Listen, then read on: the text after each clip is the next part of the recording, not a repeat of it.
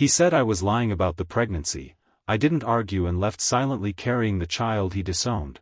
Before we continue the story, comment down from which country are you watching. Don't forget to subscribe. My hands trembled as I stared at the pregnancy test. 2 pink lines, clear as day. I'd taken 3 tests already, all positive. At 28, with a stable job as a paralegal at Carson & Wright law firm, I wasn't afraid of motherhood. What made my heart race was telling Ryan. We'd been dating for 14 months. He was charming, successful, and everyone thought we were perfect together. Behind closed doors, things weren't so rosy. Ryan liked control. He dictated where we went, who we saw, even what I wore sometimes. Still, I'd convinced myself it was just his protective nature. I rehearsed what to say while making his favorite dinner. Chicken parmesan, garlic bread, and a bottle of wine I wouldn't be drinking. I set the table with candles, hoping the warm atmosphere would soften the news.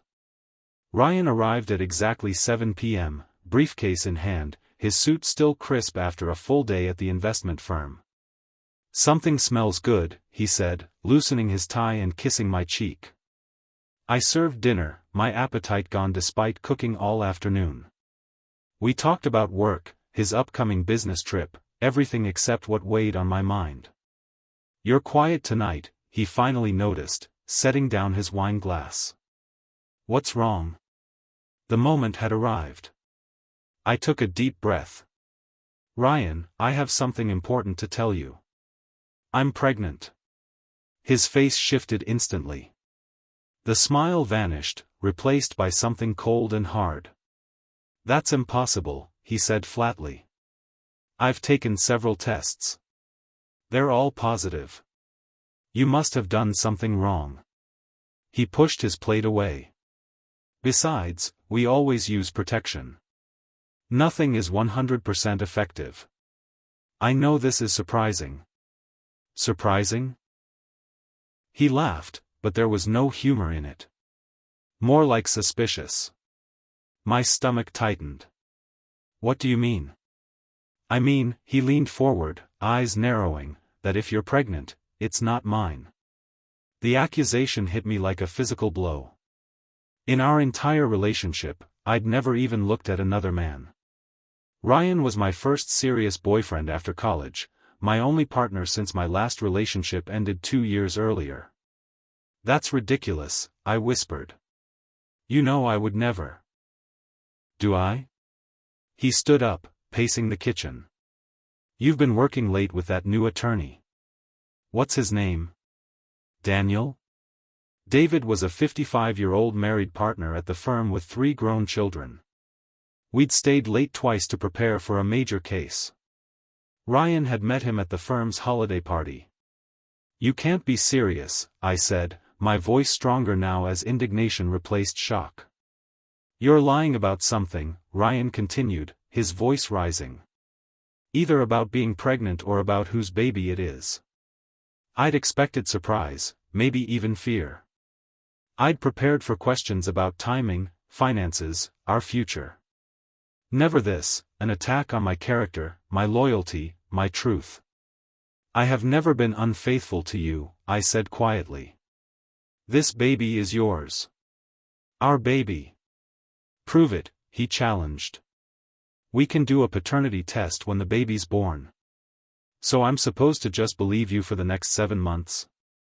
He laughed again, that same hollow sound. "Maybe you should call whoever the real father is. I'm sure he'd love to hear your little story." I felt something shift inside me. Looking at Ryan, his handsome face contorted with anger, his body language threatening, I suddenly saw him clearly. All the small controlling behaviors, the subtle put-downs, the way he'd isolated me from friends. I'd been making excuses for red flags all along. "I'm not lying," I said, standing up straighter. "But I won't beg you to believe me." "Good, because I don't," he snapped. "This is a manipulation. You probably poked holes in the condoms or stopped taking birth control. Women do that, you know. Trap men. My eyes burned with unshed tears, but I refused to let them fall. I would never trap anyone, Ryan. I thought we were in love. Love? He scoffed. You clearly don't know what love is if you think I'd fall for this. His words hurt, but beneath the pain, I felt something unexpected, relief. Like a fog lifting, revealing the truth of our relationship. This man didn't love me. Perhaps he never had. I think you should leave, I said quietly. Fine by me. But don't expect anything from me for a baby that isn't mine. He grabbed his jacket. And when you're ready to admit the truth, don't bother calling. The door slammed behind him, rattling the pictures on my wall. One fell, the frame cracking as it hit the floor. It was a photo of us at his company picnic last summer, both smiling. The glass spiderwebbed across his face. I didn't cry. Instead, I cleaned up dinner, wrapped the leftovers, and washed the dishes. Then I sat at my kitchen table and made a list of everything I needed to do. The next morning, I called my doctor and made an appointment. Then I called work and requested a personal day. My boss, Maria, was understanding. Take all the time you need, Sarah, she said. Family comes first. Family. The word hit differently now. I spent the day researching everything about pregnancy, single motherhood, and my legal rights. As a paralegal, I knew how to find information. By evening, I had a plan. Ryan called 3 times. I let it go to voicemail. His messages grew increasingly angry, then suddenly apologetic. Maybe we should talk about this calmly, the last one said. Come over tonight. I didn't call back. Instead, I called my older sister, Emily. He said what? Emily's voice rose in outrage after I explained what happened. That absolute jerk. Do you want me to come over? No, but thanks. I'm actually okay. And strangely, I was. I see things clearly now. What are you going to do? Have my baby. Build a life. Just not with him. Emily was quiet for a moment. You know you can move in with us if you need to. Jacob wouldn't mind, and the kids would love having their aunt around. Her offer warmed me. I might take you up on that later, but right now, I need to handle this my way. The next week passed in a blur. I met with my doctor, who confirmed I was about 8 weeks pregnant. Everything looked healthy. I started prenatal vitamins and picked up pamphlets about what to expect. Ryan alternated between angry texts and pleading ones. I responded exactly once, I won't discuss this further until you're ready to speak respectfully. This baby is yours, but your belief doesn't change my plans. Then I blocked his number. At work, I excelled as always, but I began quietly looking for a new position. Not because I couldn't handle seeing Ryan occasionally, he sometimes came to the office for business, but because I wanted a fresh start. 2 weeks after our confrontation, I found an apartment in a different neighborhood. It was smaller but had a second bedroom perfect for a nursery. The complex had a playground and was near a good school. I signed a 1-year lease. When I was 12 weeks along, I sent Ryan a formal letter I'd drafted myself. It stated that I was pregnant with his child, included my doctor's contact information, and outlined my expectations. I would keep him informed about major medical developments, but I expected nothing from him unless he acknowledged paternity. I made it clear I wouldn't pursue child support if he signed away his parental rights. His response came through a lawyer. A cold letter denying paternity, threatening countersuits if I harassed him further, and demanding a paternity test immediately after birth. I filed the letter away. I hadn't expected anything else. At 16 weeks, I felt the first flutter of movement, a tiny butterfly sensation that made me gasp in my office. David, the senior attorney, noticed. Everything okay? He asked, peering over his reading glasses. Yes, I smiled, my hand on my now visible bump. The baby just moved. David's eyes softened.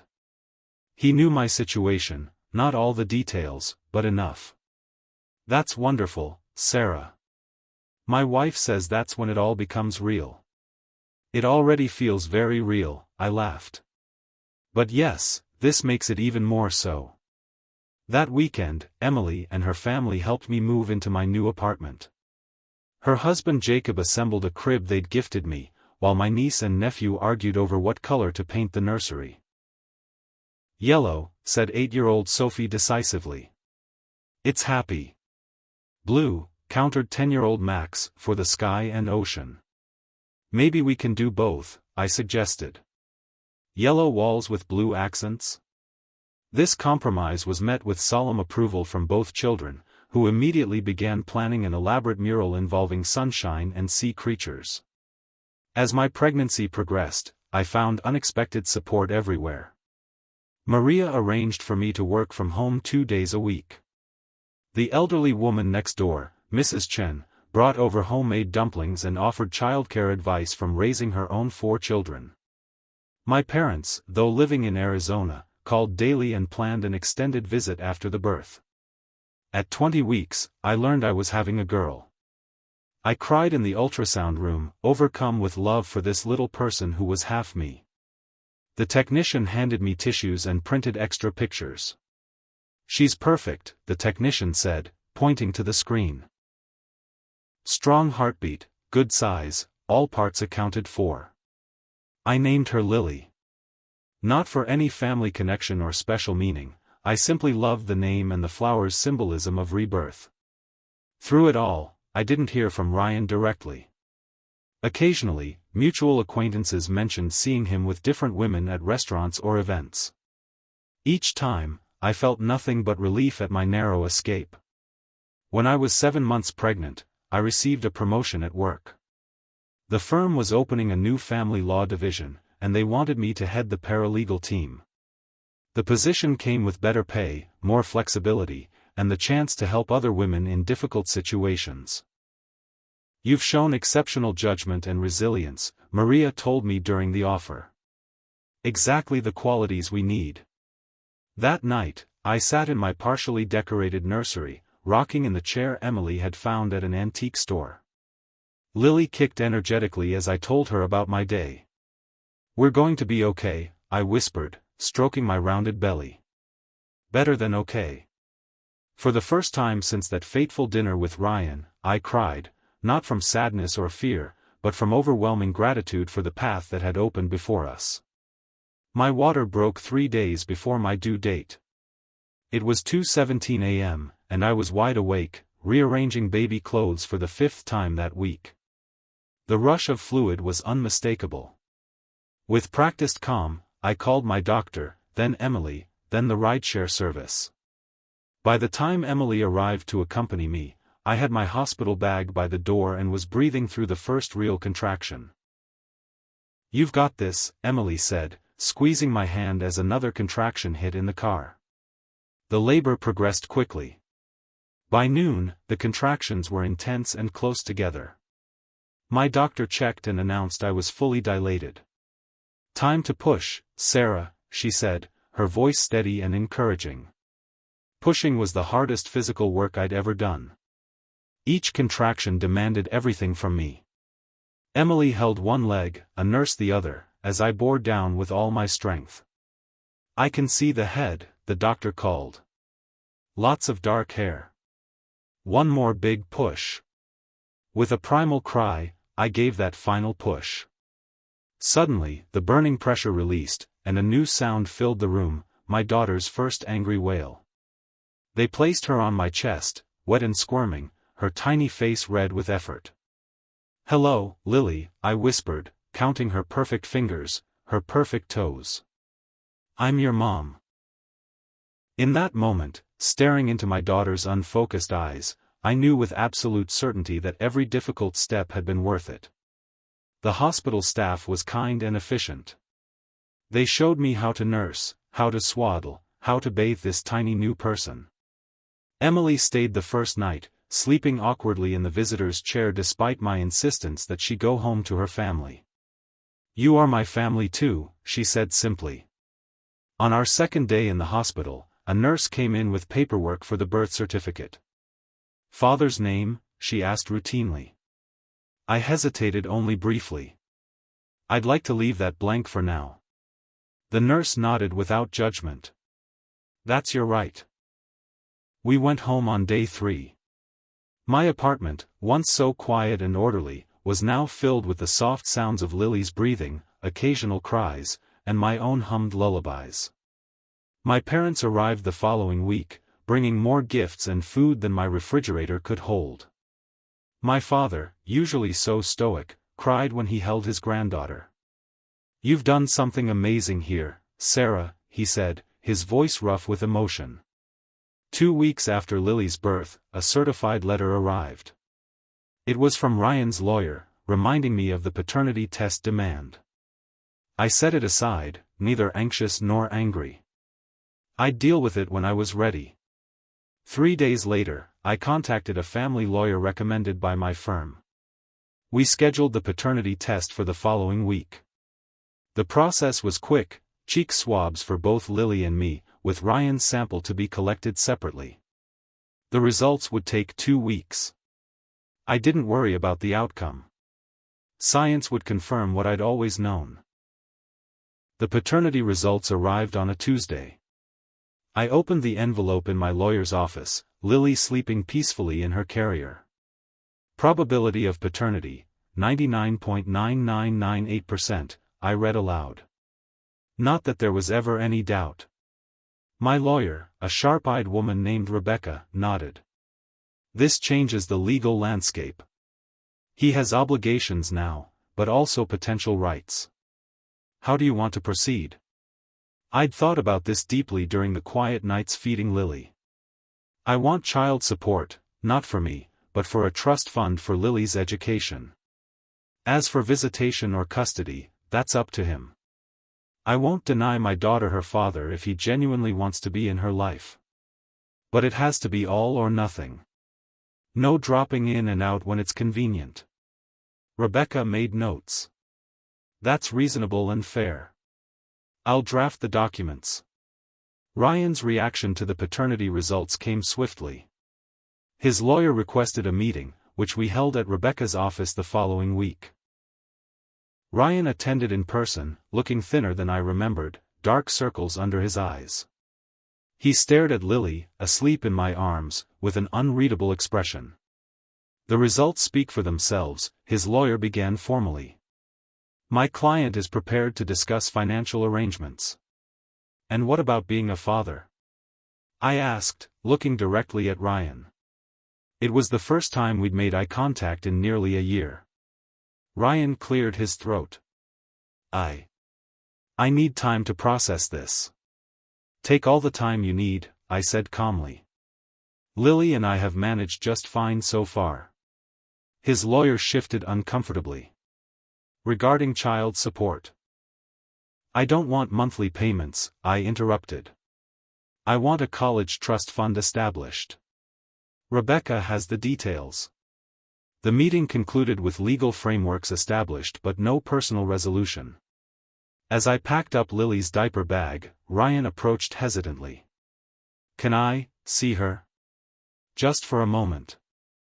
I unwrapped Lily's blanket slightly, revealing her sleeping face. Ryan's breath caught. "She has my mother's nose," he whispered.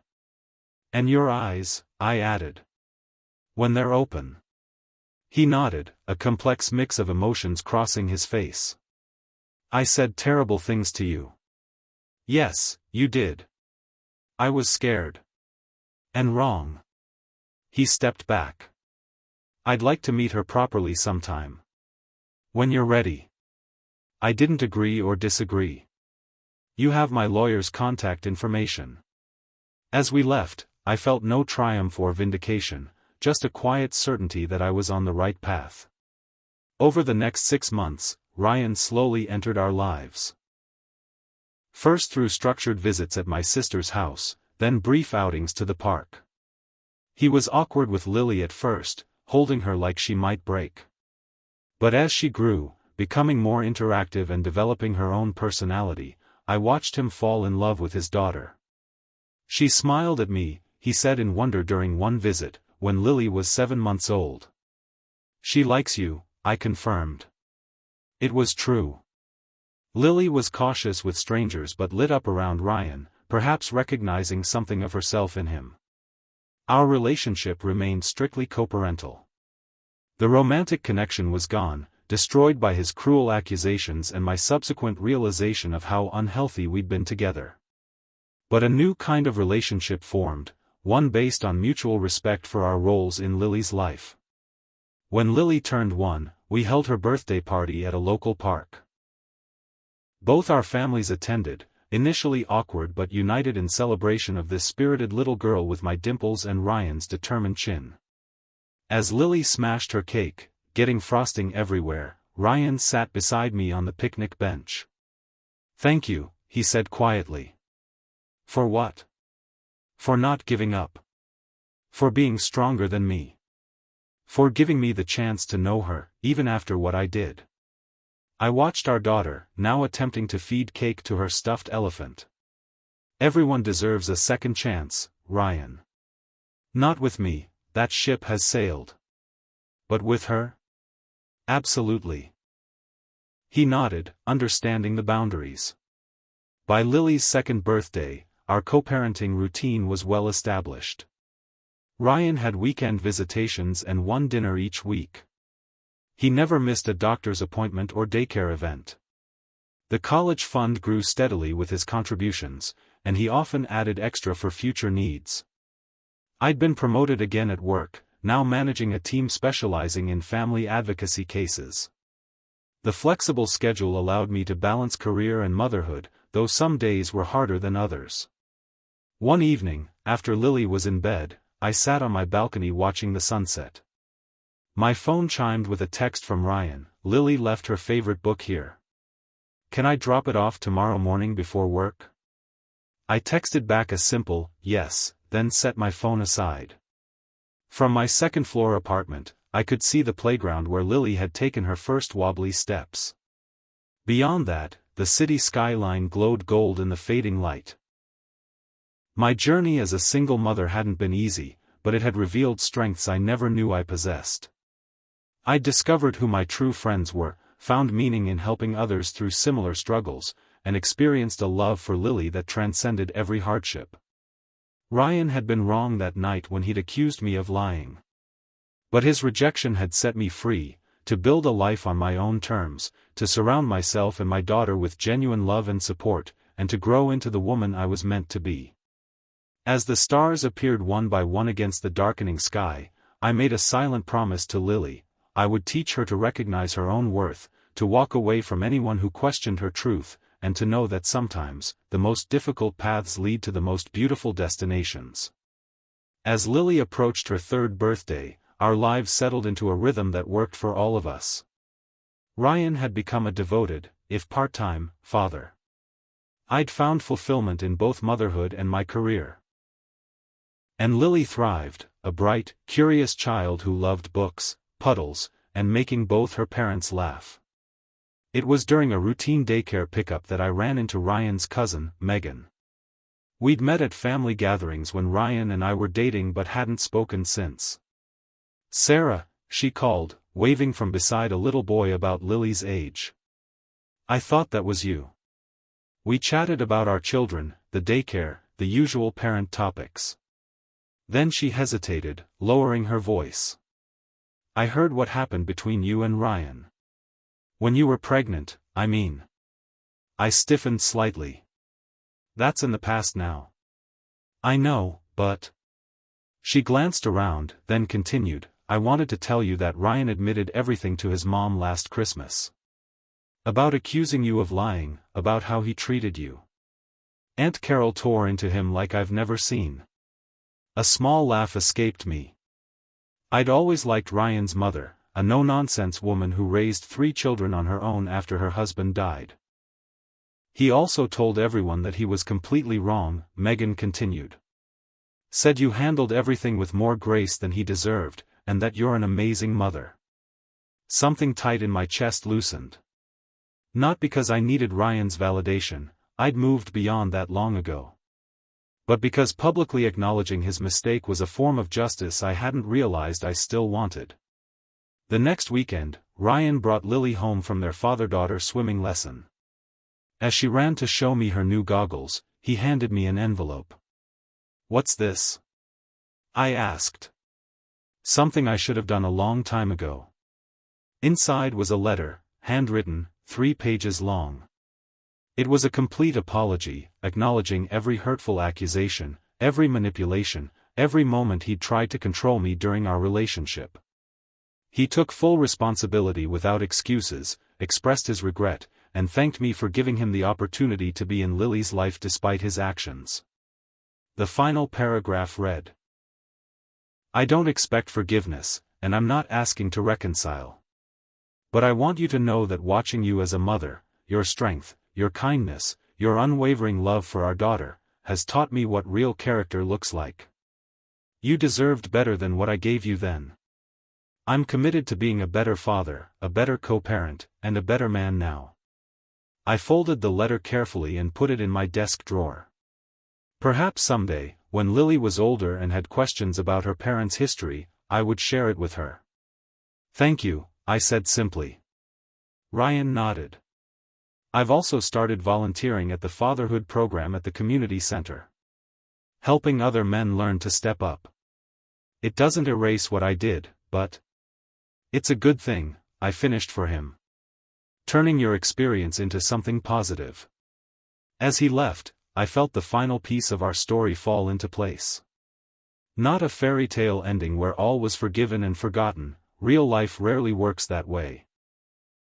Instead, we'd found something more valuable: growth, accountability, and a peaceful way forward. That night, as I tucked Lily into bed, she asked me to tell her favorite story, the one about the brave mama bear and her cub. "Once upon a time," I began, stroking her hair, "there was a mama bear who found herself alone in the forest. But she wasn't afraid, because she knew she was strong enough to take care of her little cub." Lily's eyes drifted closed as I continued the tale she'd heard 100 times before, a simplified, Animal Kingdom version of our own journey. Later, standing in the doorway watching my daughter sleep, I reflected on how far we'd come. From that terrible night when Ryan had questioned my truth, through the lonely months of pregnancy, to this moment of peace and purpose. True justice, I realized, wasn't about Ryan's punishment or my vindication.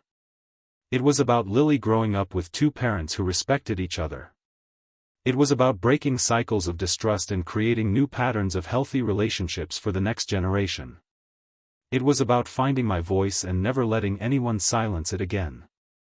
The journey hadn't been what I expected. It had been harder in some ways, easier in others, and infinitely more rewarding than I could have imagined on that night I'd walked away, silently carrying the child he denied. Now, 3 years later, that denial had transformed into acceptance, respect, and co-parenting harmony. We'd found our justice, not in courts or confrontations, but in the daily triumph of putting our daughter first and becoming better people in the process. And as for me? The woman who'd once been called a liar, who'd left without arguing to protect her own dignity? I'd discovered that sometimes, walking away is the strongest move of all.